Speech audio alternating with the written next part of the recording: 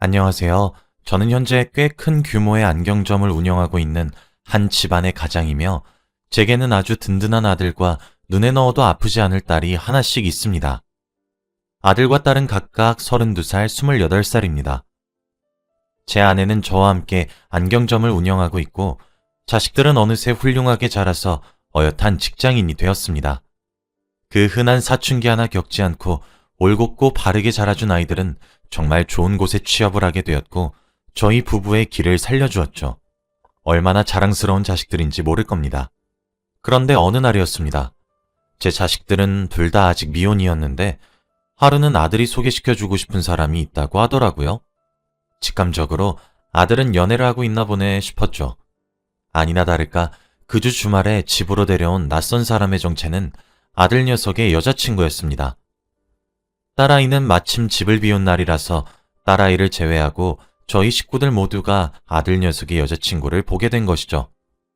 처음 뵙는다며 화사한 꽃다발과 과일 바구니를 든 채로 서 있는 아가씨를 보니 참 참하다 싶더군요. 단정하게 아래로 묶어 늘어뜨린 머리와 옷도 단아하게 입고 온 모습이 제 마음에 쏙 들더군요. 화사하게 웃으면서 초면에도 어머님, 아버님 하는 모습이 애교 있다 싶었습니다. 아들 녀석의 얼굴을 쳐다보고 있으니 입이 해벌쭉해져서 정신을 못 차리고 있더군요. 정말 제 아들 녀석이지만 그 꼴을 보고 있으니 귀엽기도 하고 한심하기도 하고 참 여러 가지 마음이 들더군요. 옆에 아내를 슬쩍 보니 아내의 얼굴에도 에휴 아들 자식 키워봤자 소용이 없다더니 라고 적혀있는 듯 했죠. 아들 녀석은 조용조용 연애를 하는 스타일이라 그런지 저희에게 소개를 해준 여자친구도 이번이 처음이었고 연애를 하는 줄도 몰랐거든요. 그런데 얼마나 만났냐는 질문에 무려 3년이 넘게 만났다고 하더라고요. 나이는 저희 딸아이랑 동갑이더군요. 어른에게 싹싹한 것이 저는 참 합격이다 싶었습니다. 그렇게 그날은 저희 집에 인사를 하러 온 시간이 늦은 점심때였기 때문에 저희 집 거실에서 차를 마시면서 과일을 먹으며 화기애애하게 얘기를 주고받았습니다. 그렇게 아가씨는 저녁이 되어서야 집을 나섰고 아들 녀석도 부랴부랴 데려다주는 것처럼 보이더군요. 그날 밤 딸아이가 집으로 들어와서 오빠를 붙잡고 닥달을 하더라고요. 아, 왜 나 없을 때 데려오는데? 야, 씨, 오빠한테. 아니, 그러게 네가 집에 있으시든가. 아, 짜증나. 사진이라도 보여줘. 아, 우리 자기야는 사진 잘 안 찍어서 없단 말이야. 다음에 또 데려올 테니까 그때까지 참으시지. 남매 사이에 우애가 워낙 좋다 보니까 참 귀엽더라고요. 딸아이는 자신의 오빠가 꽁꽁 숨기는 여자친구가 엄청나게 궁금한 듯한 눈치였어요. 그렇게 딸아이가 궁금해하며 몇 주가 지난 어느 주말, 아들 녀석이 여자친구를 또 데리고 온다고 하더군요. 그러면서 저희에게 결혼 이야기를 넌지시할 것이라며 언제를 주더라고요. 아들 녀석이 결혼할 나이가 되더니 기특하기도 하고 뭐 그랬습니다. 딸아이도 드디어 얼굴을 보는 거라며 기대를 가득하고 있는 듯 했어요. 그때 마침 초인종이 울렸고 아가씨는 또 양손 가득 무언가를 사왔더라고요. 저도 아내도 흐뭇했습니다. 가정교육을 잘 받았다는 생각도 들었고요. 딸아이는 오빠 여자친구 오면 바로 먹을 것을 거실로 내가겠다고 말하며 불이 나게 부엌을 향해 뛰어가더라고요. 그렇게 아가씨는 집 안으로 들어오고 저희 부부는 빈손으로 와도 되는데 뭘 이런 걸 또 사왔냐고 인사치레를 하고 화기애애한 분위기가 지속되어 가고 있었습니다. 그런데 바로 그때 어디서 쨍그랑 하는 소리가 울렸고 거실에 서 있던 저희 모두는 반사적으로 소리의 근원지 쪽을 쳐다봤습니다. 그곳에는 딸아이가 유리잔과 과일 접시를 담은 쟁반을 바닥에 떨어뜨려 깨뜨렸더군요. 저희 모두 사색이 되었죠. 야, 너 발에서 피나잖아. 일로 와서 안겨봐. 아니 얘가 미쳤나? 너 정신 어디다 놓고 다녀? 유리 밟지 말고 천천히 안겨봐. 야, 너 피 많이 난다. 병원 가야겠네. 아들이 제일 먼저 정신을 차렸고 유리밭으로 엉망이 된 곳에서 무사히 동생을 안아 데리고 빠져나왔고 그렇게 딸아이의 상처를 보니 커다란 유리 조각이 발등 위에 박혀 피가 철철 나고 있었습니다. 그런데 딸의 분위기가 이상하더군요. 평소 유쾌한 성정의 아이기도 하고 가족 중에서 막내라 엄살도 많이 심한 편인데 아프다는 말 한마디 하지 않은 채로 하얗게 질린 얼굴로 가만히 오빠 품에 안겨 있는 것 아니겠어요?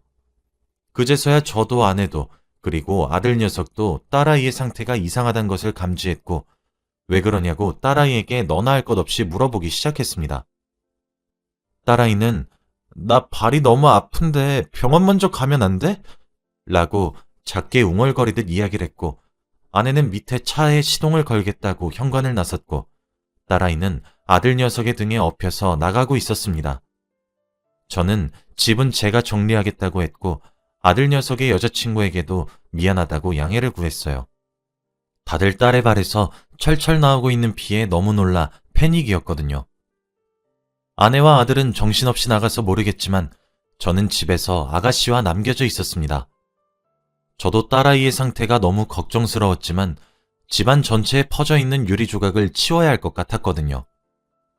그런데 그때 저는 아가씨의 분위기도 뭔가 이상하다는 생각이 들더라고요. 저는 미안하지만 다음에 우리 쪽에서 식사 대접을 하겠다고 정말 미안하다며 사과의 말을 했었는데 아가씨는 평소와 달리 말갛게 웃는 얼굴이 아닌 하얗게 질린 얼굴로 네 라고 대답을 하고 집을 나서더군요. 그러고 한참 시간이 흐른 뒤 가족들은 딸아이와 함께 집으로 돌아왔습니다. 생각보다 크게 찢어졌기 때문인지 발등을 꿰매었다고 하더라고요. 그래도 신경이 다치거나 한 것이 아니라며 천만 다행이라고 가슴을 쓸어내렸죠. 그렇게 그날이 지나가는 듯 했습니다. 그런데 그날 이후 딸아이가 심상치 않은 상태더군요. 잘 다니고 있던 회사에도 그동안 아껴서 몰아서 쉬려고 쓰지 않은 연차를 몰아서 쓰질 않나. 그렇게 집에 있으면서도 방에서 나오질 않고 가만히 틀어박혀 있질 않나. 그렇다고 밥을 잘 먹는 것도 아니고. 처음 저희 가족들은 딸아이에게 휴식이 필요할 수 있겠다고 생각해서 그저 내버려 두었는데 점점 딸아이의 상태가 심각해지기 시작했어요.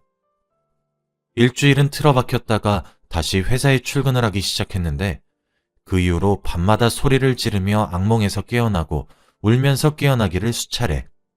저와 아내는 상의 끝에 딸아이에게 이야기를 들어야겠다고 생각했죠. 점점 예민하게 구는 듯한 딸아이의 모습이 너무 마음이 아팠거든요. 여자끼리 이야기해보겠다고 아내는 딸아이의 방으로 들어갔고 둘이서 이야기를 하는 듯 했습니다. 방문 너머로 이야기해보자, 싫다, 이런 실갱이를 하는 듯한 소리가 들리더니 이내 딸아이의 울음소리도 들렸어요. 마침 그때 아들 녀석이 퇴근을 하고 집에 도착했더라고요. 딸아이의 방문을 서성이던 아들 녀석은 동생 상태가 아직도 저렇냐며 걱정을 하더라고요. 바로 그때 아내가 딸아이의 방문을 열고 나왔고 가족끼리 이야기를 해야 될 것 같다고 하더군요. 방에서 나오지 않는 딸아이의 모습에 딸은 이라고 말을 하니 일단 내버려둬야 할 것 같아 라고 아내는 대답했죠. 아들과 저는 영문도 모른 채로 거실에 앉았고 아내는 심각한 표정으로 말문을 열었습니다. 민수야, 너도 모르고 있었니? 지금 여자친구가 민지 학창시절에 왕따를 시켰던 사람이었단 건 말이야.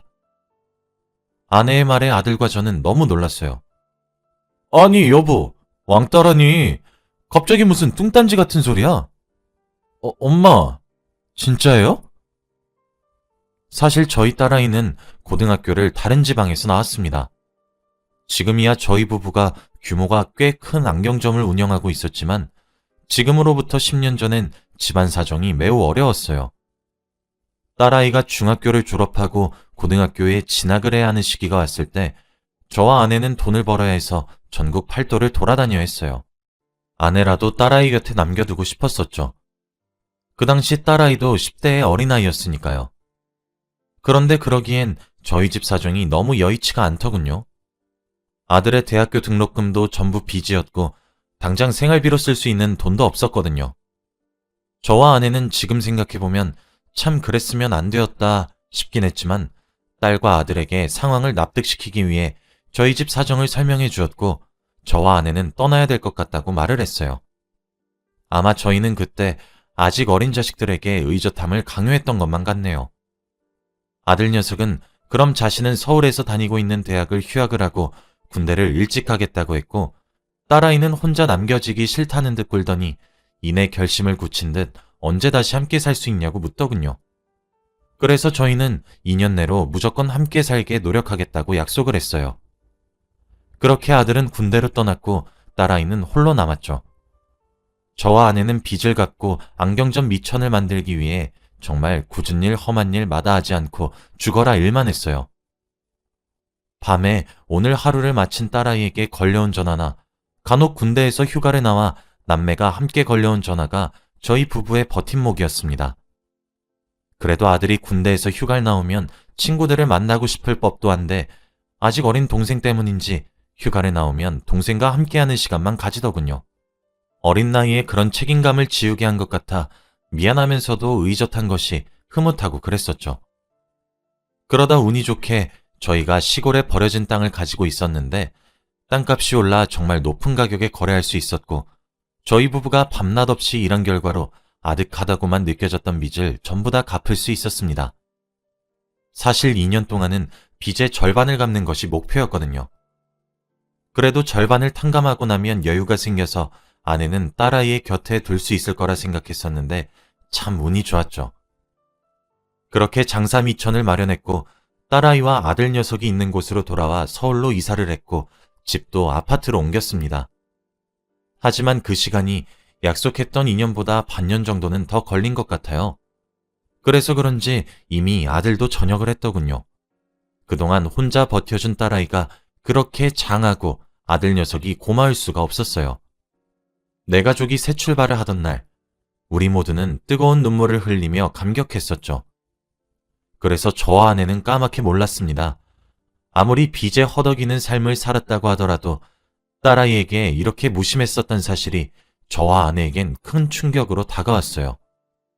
그런데 그렇게 홀로 버텨야 했던 2년 반이라는 시간 동안 학교에서 따돌림을 당했다고 하더군요.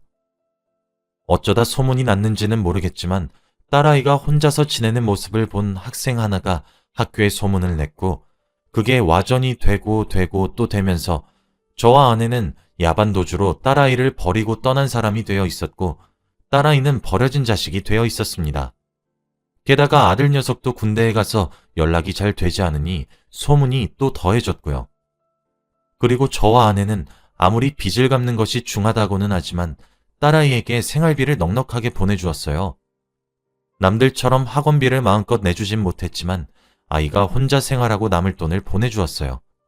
그런데 그 돈을 아껴서 썼더군요. 저희가 집을 합칠 때 딸아이의 통장에 저희가 2년 반 동안 보낸 생활비가 거의 80% 정도는 고스란히 담겨 있어서 저와 아내는 정말 놀랐었거든요. 이렇게 알뜰했나 싶어서요. 그런데 알고 보니 저와 아내가 그렇게 고생해서 보내준 큰 돈을 딸아이는 막 쓸 수가 없어서 아르바이트를 했나 보더라고요. 그런데 그것도 서빙을 하는 아르바이트였는데 목격한 학생이 딸아이가 술을 팔러 다닌다는 헛소문을 내게 되어 딸아이는 그렇게 왕따를 당하게 되었습니다. 처음에는 그냥 아이들이 놀아주지 않는 정도였다고만 해요. 그런데 점점 시간이 지날수록 괴롭힘의 정도가 심해졌고 폭행을 당하기까지 했다더군요. 마침 폭행을 크게 당하고 집으로 돌아온 날 아들 녀석이 말도 없이 동생을 놀래키겠다고 서프라이즈로 군대에서 말년 휴가를 나와 상처투성이인 딸아이를 보게 되었고 사건의 전말을 알게 되었다고 했어요. 당장 부모님께 이야기하자는 오빠를 동생이 울면서 뜯어 말렸더군요. 짐을 더 이상 얹어줄 수 없다고 우리끼리 알아서 하자고 하면서요. 그렇게 그 이야기를 10년이 지난 지금까지 우리에게 숨겨왔던 거였습니다. 다행히 아들 녀석은 그 다음날 학교로 무작정 찾아가 딸아이의 담임 선생님을 뵙고 상담을 했다고 하더군요. 저런 상황까지 방치한 동생의 담임에게도 아들은 무척 화를 냈고 언론에 제보하겠다, 교육청에 신고하겠다며 교무실에서 아주 길길이 날뛰었다고 하더군요. 교장 선생님과 교감 선생님이 교무실에 내려와 길길이 날뛰는 아들 녀석을 뜯어말릴 정도였다고 해요. 아들 녀석은 전날 밤에 그쪽으로 밤새 무슨 법이 어떻게 있는지 공부를 해갔다고 했어요. 폭행으로 경찰에 신고하겠다고 아주 학교를 쑥대밭으로 뒤집어 엎었다고 하더군요. 어이가 없었던 것은 학교에서 저희 부부가 딸아이의 교육에 직접적으로 오거나 그럴 수 없단 것을 아니까 방치했던 상황이었고요. 그러니까 상황이 그렇게 되도록 별다른 조치를 취하지 않은 것이었겠죠. 아들이 눈을 뒤집으며 난리를 쳤고 실제로 경찰에게 신고도 했다고 하더라고요. 미성년자라도 폭행으로 신고하니까 경찰차는 타야 되었고 그렇게 학교가 뒤집어졌다더군요. 학교에서는 일이 커지는 것을 막기 위해 아들과 딸아이를 데리고 상담을 했다고 해요.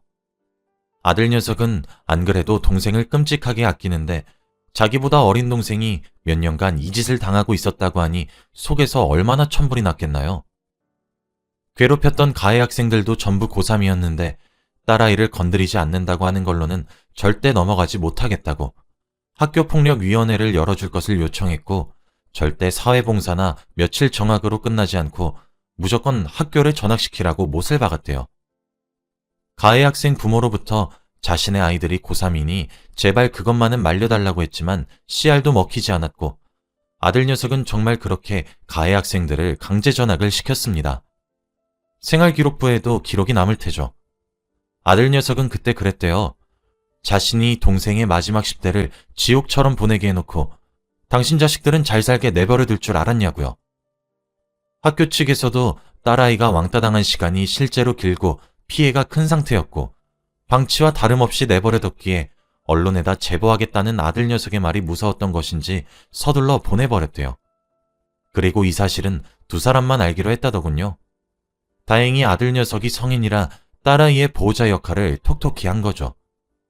아무리 그래도 부모인 저희에게 어째 연락 한 통 안 온 건가 했더니 딸아이가 신경 쓰게 하고 싶지 않아 학기 초에 부모님의 연락처를 적는 곳에 오빠 번호만 적었다더군요.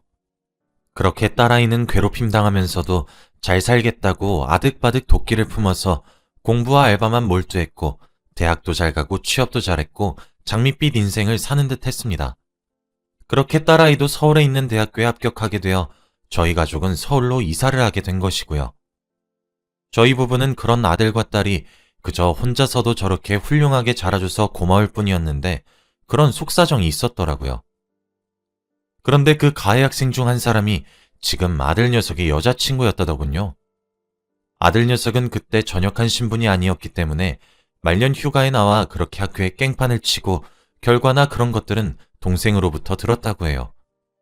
혹시나 아들 녀석이 다시 군대로 돌아가고 동생인 딸아이를 회유할까 걱정돼서 매일 전화를 해서 상황을 물었고 이렇게 하라 저렇게 하라 시켰기 때문에 아들 녀석은 가해 학생들을 보지 못했다고 하더라고요.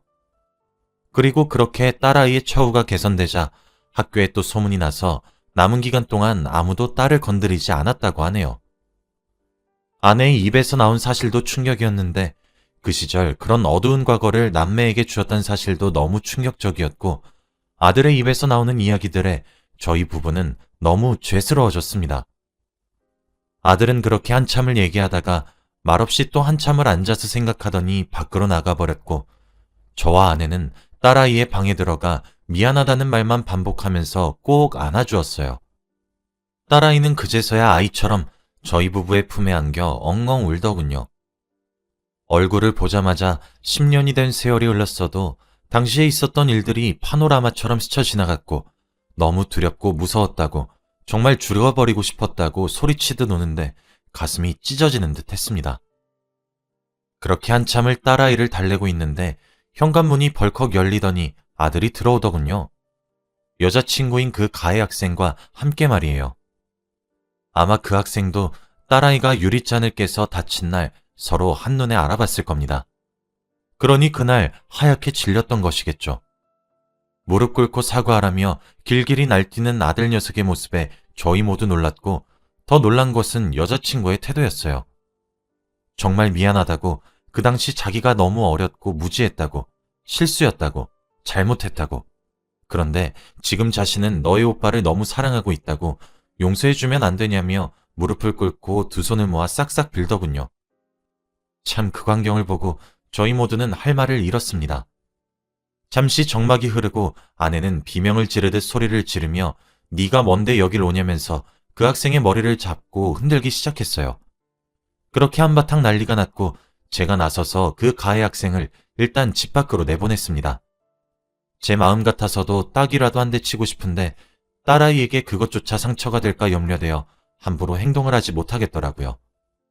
아들 녀석은 저런 여자랑 결혼하지 않을 거니까 안심하라며 동생을 달랬고 딸은 그런 아들의 말에 자신이 죄인이라며 미안하다고 신경 쓰지 말라며 또 오열을 하고, 아내는 가슴을 치면서 이러고도 자신이 엄마냐며 엉엉 울었고, 저 또한 비참함과 참담함에 뒤섞여 할 말을 잃었습니다. 지금은 그 일이 있은 지 벌써 석 달이 지났어요. 딸아이는 점차 일상으로 돌아오고 있고 아들 녀석은 헤어진 모양이더군요. 그 여자가 종종 저희 집을 찾아오는데 그때마다 아들 녀석이 나가서 한바탕 난리를 하고 경찰을 불러서 쫓아내는 것 같더라고요. 딸아이는 당시에 많은 상처를 받았지만 그래도 가족 전체가 이렇게 자신을 위해 나서는 모습을 보고 안정을 되찾아가는 것 같아요. 저희는 딸아이와 심리상담을 함께 다니고 있습니다. 혹 또 인지하지 못하는 커다란 상처가 있을지 겁이 나서 말이에요. 아내는 딸아이만 걱정을 하는데 저는 저희에게 보여줄 정도로 진지하게 만났던 여자와 한순간에 이별하게 된 아들의 마음도 많이 걱정이 되더라고요. 며칠 전 아들에게 괜찮냐고 넌지시 물어보니 머뭇거리더니 아직은 많이 힘들지만 이게 맞는 것 같다고 대답을 하더라고요. 부모가 돼서 자꾸 자식들에게 책임을 지게 하는 상황만 만드는 것 같아 참 뭐라 대꾸해줄 말이 없더군요. 미안하다고 아빠가 늦었지만 뭐든 다 해주겠다고 말을 하니 아들은 고맙다고 얘기했어요. 이번 일조차 부모인 저희가 나서서 도와줄 수 없는 것이 참담한 것 같아요. 저희는 아들과 딸을 살뜰히 보살피는 중인데 여전히 부모가 되어서 어떻게 해야 할지 모르겠네요. 여기까지가 제 이야기였습니다. 긴 이야기 들어주셔서 너무 감사하고요. 제 이야기를 듣고 저희에게 질타의 말이든 조언의 말이든 뭐든 말해주시면 달게 듣겠습니다. 여러분들의 가정은 평안하시길 바라며 글을 줄이겠습니다.